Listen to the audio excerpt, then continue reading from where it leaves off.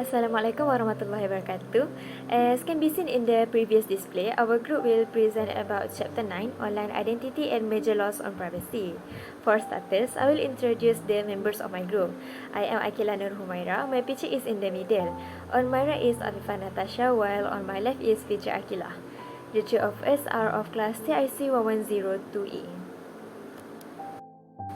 Internet identity (IID), also online identity or internet persona, is a social identity that an internet user establishes in online communities and websites.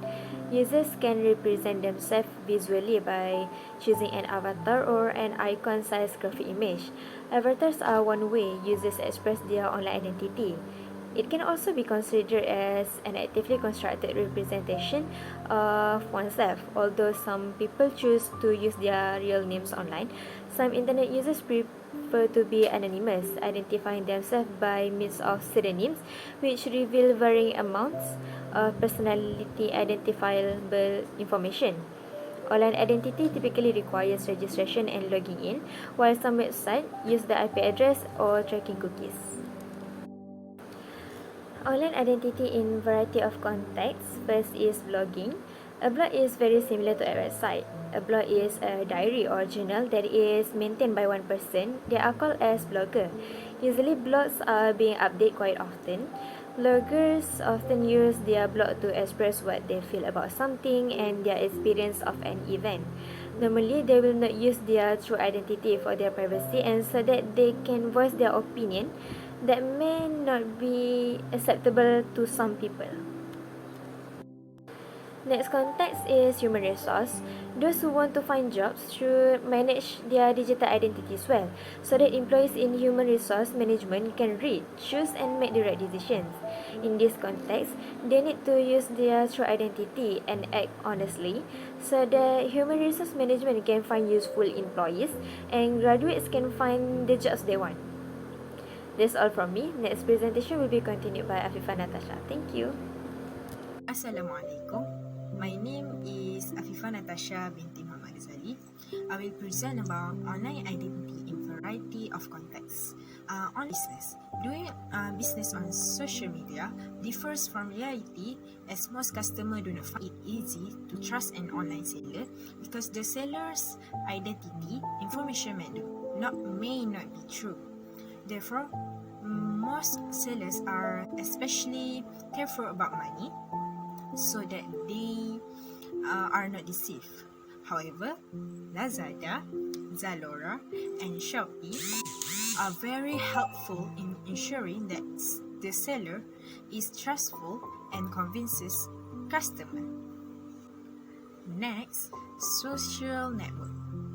Websites like Facebook, MySpace, Instagram, and Twitter allow users to maintain their online identity just like in the real world.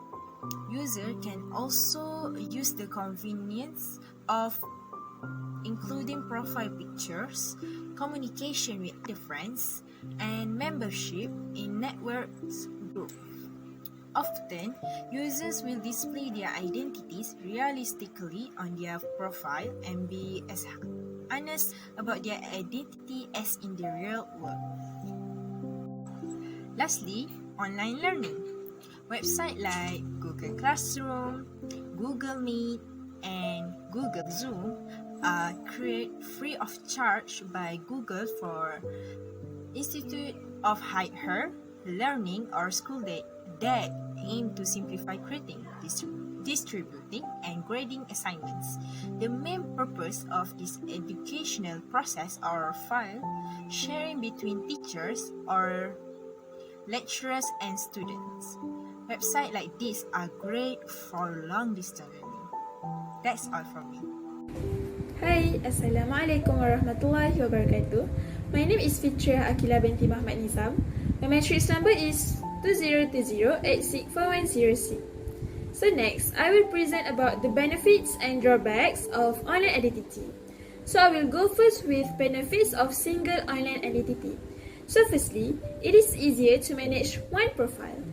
Secondly, higher levels of authenticity. Thirdly, more consistent presentation, and therefore better for personal branding. Fourth, it is easier for others to find and connect.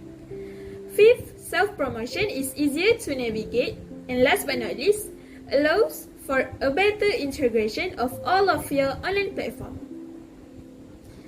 So next, I will talk about drawbacks. The drawbacks of single online identity is, firstly, relying on identify means it is important to keep on top of it.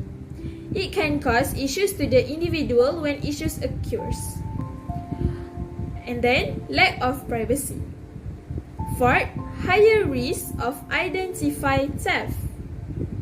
Fifth, keeping the account secure is difficult. Last but not least, lack of separation between personal and professional. After that, I want to talk about multiple online identity, which is I will go first with the benefits. So firstly, allows the user to be separate and distinguish information according to appropriate identity. Secondly, ensures privacy online. Thirdly, freedom to express yourself with anonymity, which is anonymous. And last but not least, separates personal and professional life. So next, I will talk about the drawbacks in multiple online identity. Firstly, it is important, time consuming. It is important to ensure that all identities are maintained and updated. Secondly, you need to have a certain amount of digital skill. Thirdly, more likely that cyberbullying can take place. And last but not least, higher risk in appearing inauthentic. Next, major law on privacy. Privacy law is the body of law that deals with the regulation, storing, and using of personally identifiable information, personal healthcare information, and financial information of individuals, which can be collected by governments, public or private organizations, or other individuals. It also applies in the commercial sector to things like trade secrets and the liability that directors, officials, and employees have when handling sensitive information. Internet privacy laws is a subset of the larger world of data privacy that covers the collection, use and secure storage of personal identity, PI. Generally, there is no single law regulating online privacy. Okay, so lastly, I will talk about some federal laws affecting online privacy.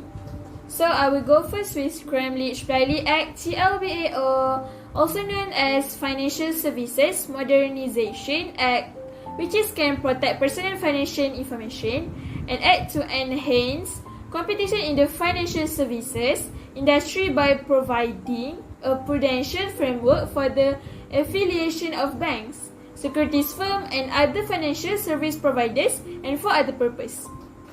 Next, Health Insurance Portability and Accountability Act, or called as HIPAA, which can protect medical records. And last but not least, Family Educational Rights and Privacy Act, which is called a FERPA.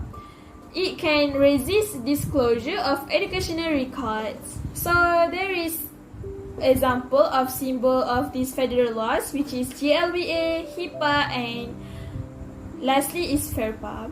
So that's all from me. Thank you. Thank you for watching our video.